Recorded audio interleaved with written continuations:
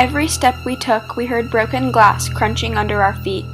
The ambiance of the area was so eerie that every sound that rang through our ears made the hair on the back of our necks stand on end. There was graffiti on the walls of the inside of each and every building, showing its own story of who left their mark. The structure was decaying. Anyone could tell that those buildings have been abandoned for a while.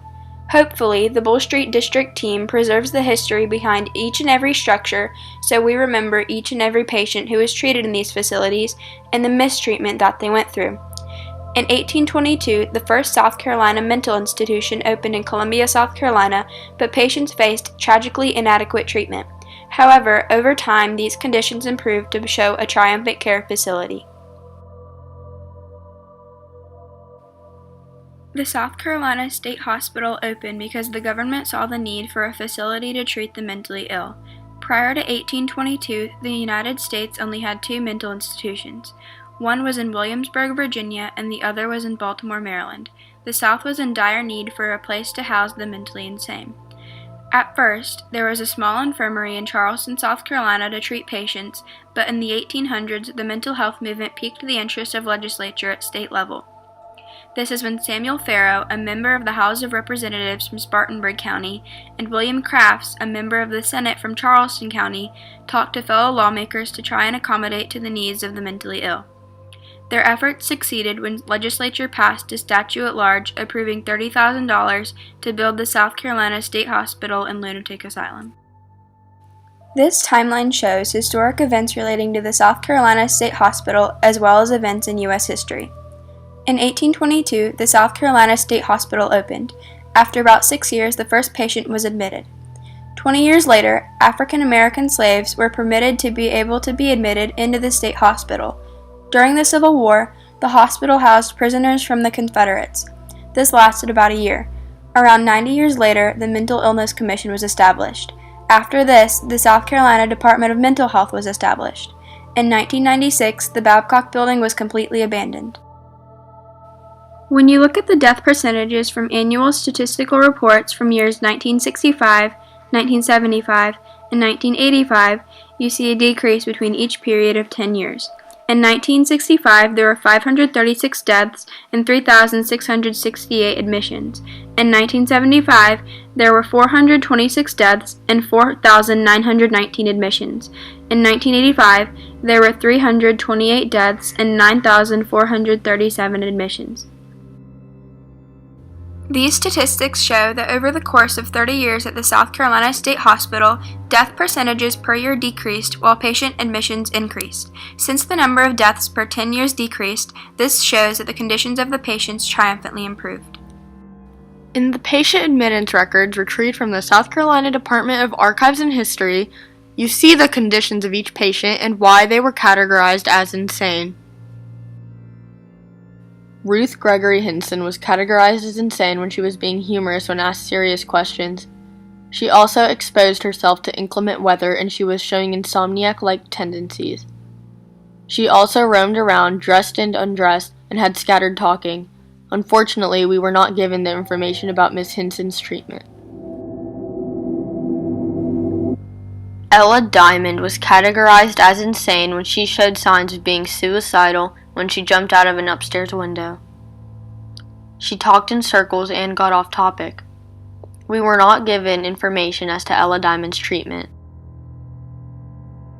Miss Marybelle Price was categorized as insane when she talked about being persecuted by being poisoned. She also had ideas of people throwing things at her. She stated that she wanted to kill herself. She was paranoid that family members were going to harm her. Miss Marybelle Price's treatment was not listed in her admittance record. The patient's treatment in the early years of the hospital was tragic, but this was only temporary. Over time, it got better due to more funds being put towards patients and new drugs being available. In the years following the Great Depression, new drugs such as phenothiazines were approved to be used in the hospital to treat patients. These drugs were used to treat the many different psychotic disorders at the hospital. Due to these short-term impacts, the facilities and laws we have today are much better than they were before. The South Carolina State Hospital will forever hold a place in U.S. and South Carolina history. The historic building was placed on the National Register of Historic Places in 1981.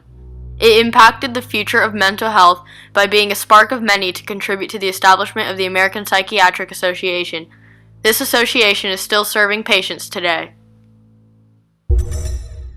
The Babcock Building fell under the Kirkbride Plan, written by Thomas Kirkbride. His main vision was to create a building that was designed to curate all of the patients in one building. Evidently, his plan worked, because soon after the Babcock Building was up and running, the building design was used by many contemporary mental health institutions to the point where it became the standard construction design within the United States. Now there are new features being added to the properties on Bull Street. Along with the new commercial space on the Bull Street property, there is a baseball field that the Columbia Fireflies play on. There are also plans for a new park. On December 14, 2018, the Babcock Building caught fire. The cause is still unknown. This fire damaged parts of the building that may interfere with preserving it. Some holes in the floors on the fourth floor, and we suspect that it may have started from the top floor. So the problem that we have is just getting inside to really be able to put this fire out. In conclusion, none of the new additions to the Bull Street District would be possible if it weren't for the construction of all of the very important historical structures on Bull Street. Other mental institutions in South Carolina include the G. Werber Bryan Psychiatric Hospital, William S. Hall Psychiatric Institute, and the NGRI Outreach Clinic. Thanks to the first South Carolina State Hospital on Bull Street, the institutions we have today are triumphant in providing care to patients. All of the buildings of the South Carolina State Hospital, especially the Babcock and the Mills buildings, have played a monumental role in mental health care in the United States.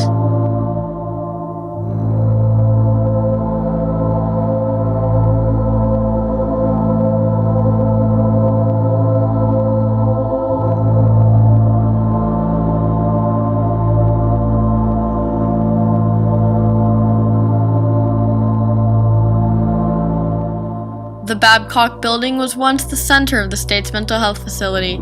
This building has a long history with Columbia and the state.